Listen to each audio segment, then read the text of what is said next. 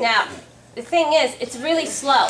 It would take pretty much all day for it to break down normally. But potassium and iodide catalyze it. They make it happen really fast. So at the end of the reaction, you still have your potassium iodide, which is a catalyst, and your hydrogen peroxide has turned into water and oxygen. Oxygen's a gas, right? What happens when you bubble a gas through soap? It bubbles up. Yep. The potassium iodide is a catalyst. It's going to break it down really fast. What's oxygen? Solid, liquid, or gas?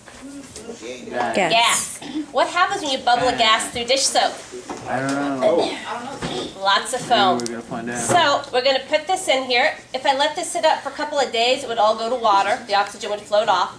If I dump it into the potassium iodide, though, it's going to do it in a matter of seconds. After it's done, please do not get in the way because Jesse's recording it. After it's done, you guys are welcome to come play with the bubbles. Are they going to be hot? They'll be warm. I want to play with bubbles. Ooh. Oh, snap. So cool. Oh my god! That is so tight! Okay.